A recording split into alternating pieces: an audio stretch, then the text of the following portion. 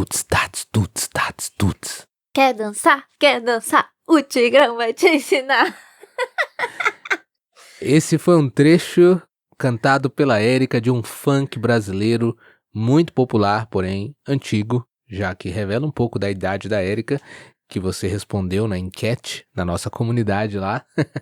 Agora, se você tivesse ouvido essa expressão da Érica antes, vocês já saberiam que ela é um pouco mais velha do que vocês chutaram naquela enquete. Mas enfim, no episódio de hoje, a gente quer comentar com vocês um pouquinho da história sobre a origem do funk brasileiro, esse ritmo que é tão popular, especialmente fora do Brasil.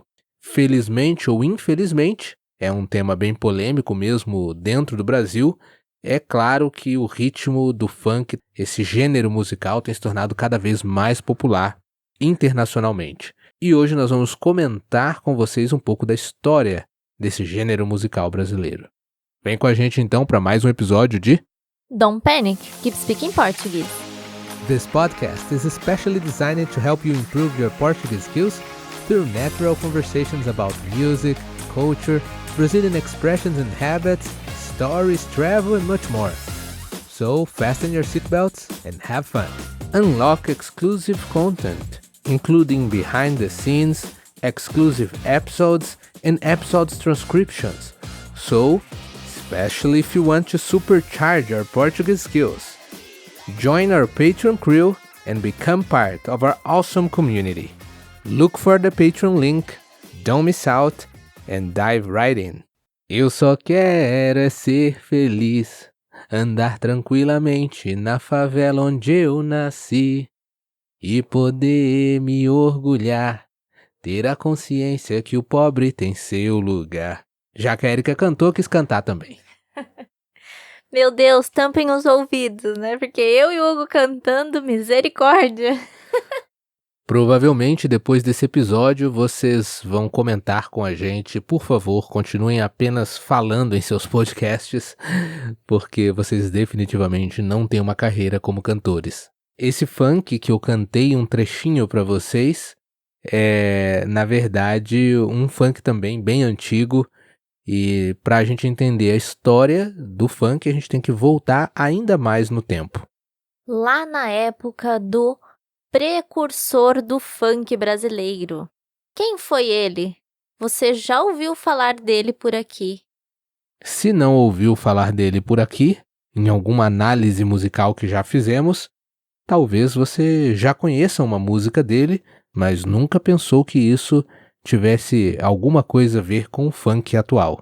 Sim, porque do meu ponto de vista, o funk atual é muito depravado e o precursor do funk brasileiro é o já falecido Tim Maia.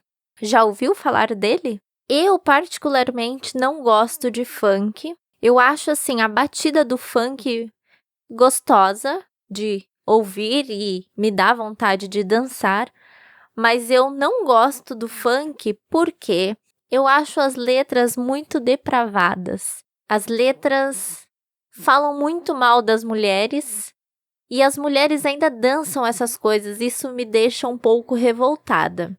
Revoltada não. Não apenas revoltada. Eu diria que te dá até ranço, né? É verdade, eu acho que isso me dá um pouco de ranço. Para quem já ouviu o episódio sobre o ranço, sabe o que isso significa. Mas esses dois funks que nós cantamos, entre aspas, neste episódio, e os funks cantados por Tim Maia, eu gosto. Eu acho eles bem legais e tem algumas outras exceções que me agradam, porque as letras não são depravadas. Mas, de modo geral, eu não gosto de funk pelo motivo que eu já falei. Uma vez eu vi um documentário que explicava um pouco da história do Tim Maia. Inclusive, recomendo àqueles que quiserem assistir. Se eu não me engano, é uma série que se chama Por Toda a Minha Vida, e aí conta a história de Tim Maia. Nesse documentário foi que eu descobri que o Tim Maia foi o precursor do funk brasileiro. Numa época em que a música brasileira fazia sucesso internacionalmente como MPB, antes da MPB, na verdade, um pouco antes da MPB, que era a Bossa Nova, com artistas como Caetano Veloso e entre outros artistas renomados da música popular brasileira ou bossa nova, que era praticamente voz e violão, com letras bem suaves, românticas ou críticas disfarçadas. E de um outro lado, então, de um lado tinha a bossa nova e logo depois a MPB, do outro lado tinha o rock, já uma coisa mais pesada, o rock brasileiro ou punk rock, muito em imitação, assim, de ritmos estrangeiros, né? Então, a bossa nova que era mais original mesmo. Mas praticamente esses dois gêneros musicais dominavam o cenário nacional. Até que Tim Maia foi para os Estados Unidos e, sob a influência do jazz, pelo menos assim que é contada a história nesse documentário que eu recomendei, sob a influência do jazz e do soul americano, norte-americano, ele mistura isso com um pouquinho do pop rock que já existia no Brasil e ele traz uma batida diferente, ele traz um ritmo totalmente novo para o Brasil com os graves, com aquela batida mais grave na música.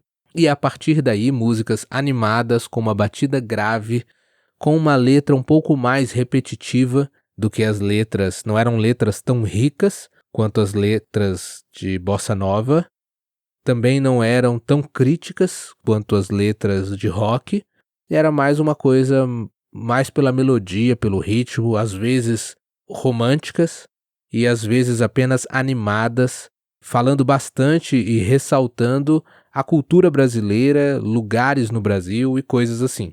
Então Tim Maia fez essa mistura e com a adição dessa batida mais grave, ele trouxe o que depois se tornaria o funk. Então por isso a gente fala que o Tim Maia é o precursor do funk brasileiro. Depois deles, outros gostaram dessa batida, essa batida fez muito sucesso. Tim Maia fez muito sucesso na época e infelizmente um sucesso curto, porque devido a problemas de saúde, ele era muito gordo, muito obeso e tinha vários problemas de saúde. E daí vieram outros artistas que incluíram essa batida, seguiram esse ritmo e começaram a produzir músicas mais dançantes com uma mistura de soul, jazz, e isso foi se misturando até chegar ao que conhecemos como funk. Só que, como já comentamos, e a Erika comentou, no início eram letras, assim como aquela que eu cantei no início desse episódio, que eram feitas por pessoas pobres, pessoas da favela, uma boa parte delas negras, inclusive Tim Maia era negro também. Então o funk passou a ser associado a esse tipo de pessoa, primeiramente negros e depois principalmente pobres, independente da etnia. Passou a ser um ritmo dos pobres, um ritmo que nascia na favela e tinha letras que falavam inicialmente dos problemas sociais enfrentados por essa população.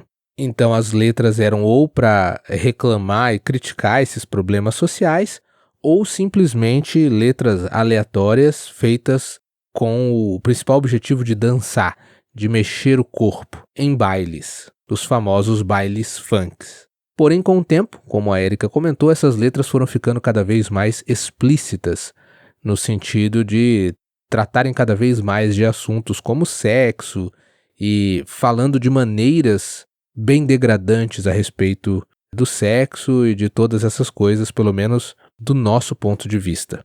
Mas antes disso acontecer, um dos artistas, por exemplo, que está lá atrás também, no tempo, na linha do tempo, e que ficou bastante conhecido, é o Claudinho e Buchecha, dupla, não era sertaneja, dupla que cantava funk e que depois um deles morreu. Claudinho morreu, hoje só temos o Buchecha. Mas eles eram dessa época onde o funk ainda não era tão explícito assim, as letras não eram tão vulgares. Exatamente. Mas hoje em dia parece que quanto mais vulgar é a letra, mais sucesso esse ritmo, essa música acaba fazendo, incluindo internacionalmente. Por isso que até certo ponto para nós acaba sendo um pouco desapontador quando alunos estrangeiros de vários países apenas conhecem esse tipo de gênero musical brasileiro, Quando pensam em Brasil, muitos pensam em funk, sendo que no Brasil existe uma variedade de ritmos imensa, realmente imensa. Uma música pobre em letra, sem significado nenhum e que só acaba com a mulher. Nem só com a mulher, né? Muitas vezes acaba com tudo, né? Porque a letra realmente é pobre em todos os sentidos. E muitas vezes é até uma pena que alguns cantores desse gênero têm até um bom potencial vocal quando cantam com outros artistas ou quando cantam outro estilo, outra música, acabam mostrando que tem talento, mas o gênero musical em si, o funk, acaba sendo um gênero que não exibe e não exige muito talento vocal. Então, nas músicas que esses cantores que têm talento cantam do gênero funk, acaba sendo uma música que qualquer um poderia cantar e que nem precisa ser afinado, nem ter uma voz muito bonita para conseguir cantar.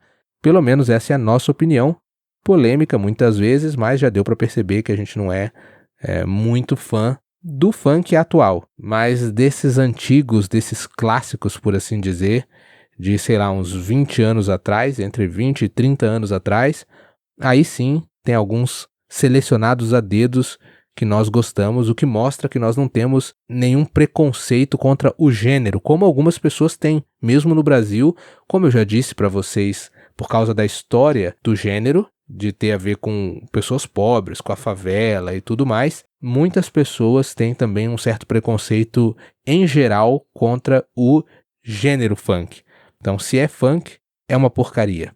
Mas nós contamos para vocês, nesse episódio, um pouco da história do gênero, então a nossa opinião é baseada um pouco em uma questão de linha do tempo e de seleção de ritmo, letra e voz, e não apenas em taxar o gênero como ruim por um todo.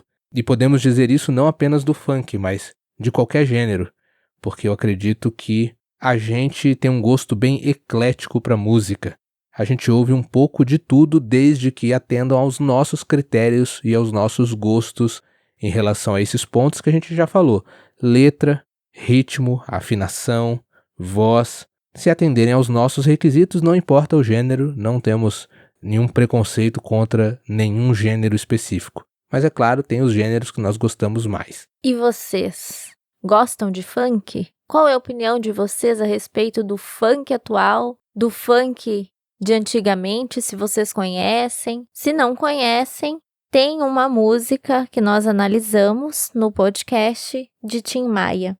Você pode correr lá e ouvir um pouquinho, pelo menos ver a análise que nós fizemos da letra para você ter uma ideia de como era o funk antigamente. A música se chama Gostava Tanto de Você. E além disso, eu deixo aqui outras perguntas para você.